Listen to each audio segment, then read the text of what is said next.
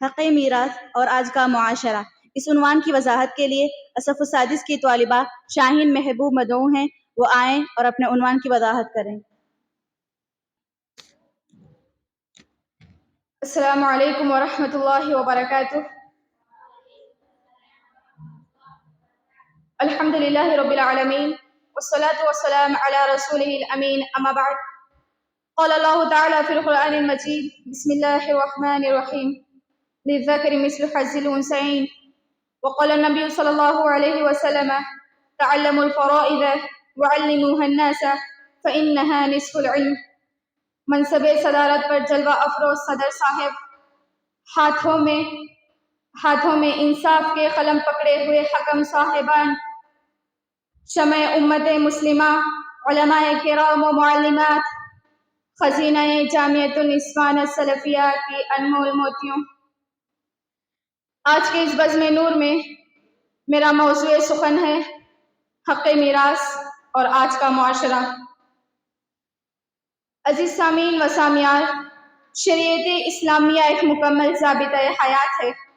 دین اسلام نے دنیا کو یہ بتایا کہ انسان اس کائنات کا نچوڑ اور خلاصہ ہے، یہ باغ کائنات کا حسین پھول ہے۔ دین اسلام کا یہ بھی امتیاز ہے کہ اس نے 1400 سال پہلے ہی تمام حقوق انسانی کے منشور کو جاری کیا۔ دین اسلام کے دیے گئے حقوق سے تمام ہی انسان بہراور ہوں گے، انہی میں سے حق میراث ہے۔ آج ہر طرف اس حق کی پامالی کی جا رہی ہے۔ انسان تباہی کے اس دہانے پر پہنچ چکا ہے جہاں نہ اس کی جان محفوظ ہے اور نہ ہی عزت و آبرو اور نہ ہی انسان کی کمائی۔ ہر طرف رذائل و فحاشی کے سیلاب میں ساری اخلاقی خوبیاں بہی جا رہی ہیں۔ فتنہ و فساد زندگی کے معاملات میں داخل ہونے لگے ہیں۔ حق میراث ایک ایسا حق بن چکا ہے جس کو پتہ نہیں کیوں آج ہمارا معاشرہ بھلا رہا ہے۔ وہ کیوں حق میراث کو بھلانا چاہتا ہے؟ آخر کیوں آج لوگ حق میراث کو جاننے اور تقسیم کرنے سے کتراتے ہیں؟ عزیز سامعین و سامعات، جس طرح دیگر حقوق کتاب و سنت میں موجود ہیں، ٹھیک اسی طرح میراث کے متعلق اللہ رب العالمین نے قرآن مجید میں بیان کر دیا، لیکن آج لوگ علم میراث کو جاننا ہی نہیں چاہتے، جبکہ علم میراث نہایت ہی اہم اور بڑی فضیلتوں والا علم ہے۔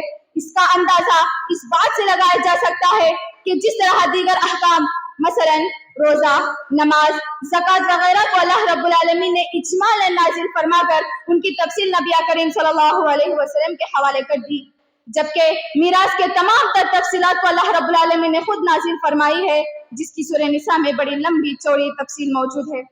متعدد احادیث میں میراث کو سیکھنے اور سکھانے کی ترغیب دلائی گئی ہے۔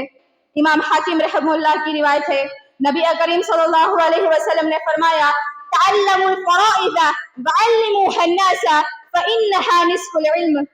قرآن کریم کے واضح احکام کے باوجود آج ہمارا معاشرہ تقسیم میراث میں عادل نہیں ہے۔ شریعت اسلامیہ نے وراثت کا ایک ایسا نظام پیش کیا کہ تمام حقداروں کو اپنا حصہ برابر مل جائے اور رشتہ داروں کے درمیان لڑائی جھگڑے نہ ہو۔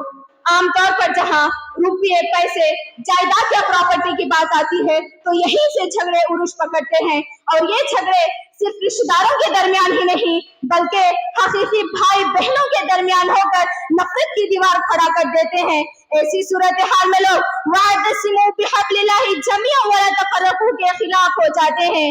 اسی لیے شریعت اسلامیہ نے خاندانی سطح پر ہونے والے جھگڑوں کا خاتمہ کرتے ہوئے میراث کے مسئلے کو ہمارے لیے واضح کر دیا، اور اس کی پابندی لازم ہے۔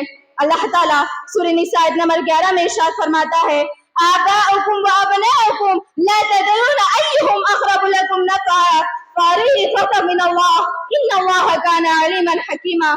تم نہیں جانتے کہ تمہارے آباء و اجداد اور تمہاری اولاد میں سے کون تم سے سب سے زیادہ قریب ہے نفع کے اعتبار سے۔ یہ حصے اللہ رب العالمین کی جانب سے مقرر کرتا ہے۔ اللہ رب العالمین جاننے والا اور حکیم ہے۔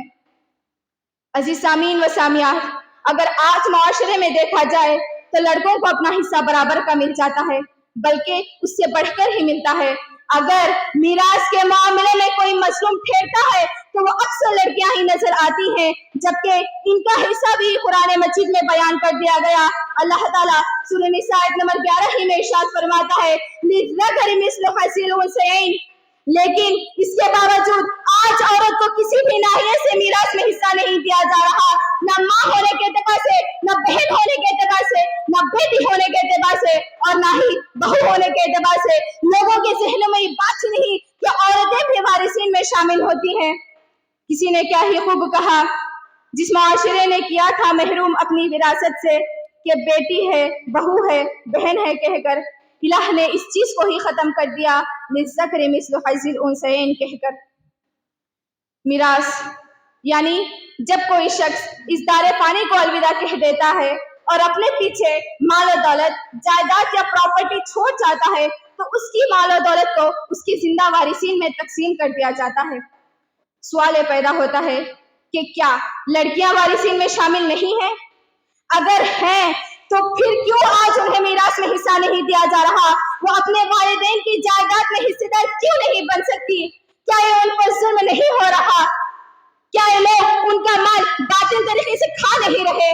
अल्लाह ताला सूरह बकरा में इरशाद फरमाता है, वला ताकुलू अम्वालकुम बैनकुम बिल बातिल, तुम एक दूसरे का माल बातिल तरीके से ना खाया करो।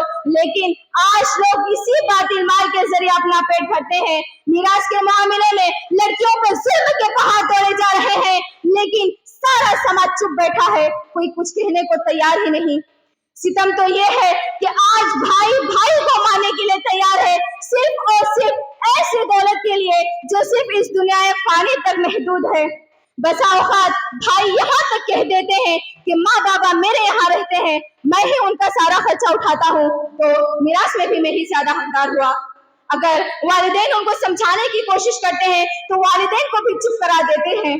ऐसा करके लोग यहाँ एक दूसरा गुनाह हुकूकुल वालिदैन यानी वालिदैन की नाफरमानी करके गुनाहों में शामिल हो जाते हैं, जबकि अल्लाह ताला सूरह बनी इसराइल में इरशाद फरमाता है, फला तकुल लहुमा उफ़्फ़िन। इसके अलावा बाज़ जगह देखने को मिलता है कि जायदाद के खातिर लोगों के मरने का इंतजार किया जाता है, अगर काम ना चले तो खुद कत्ल भी कर देते हैं। अल्लाह ताला सूरह माइदा में इरशाद फरमाता है, मन क़तल नफ्सन बिग़ैरि नफ्सिन औ फ़सादिन फ़िल अर्द फ़कअन्नमा क़तल अन्नास जमीआ। इस आयत करीमा में अल्लाह रब्बुल आलमीन एक इंसान को कत्ल करना सारी इंसानियत को खत्म कर देने के बराबर करार दिया है, लेकिन लोग अपनी जिद पर अड़े हैं।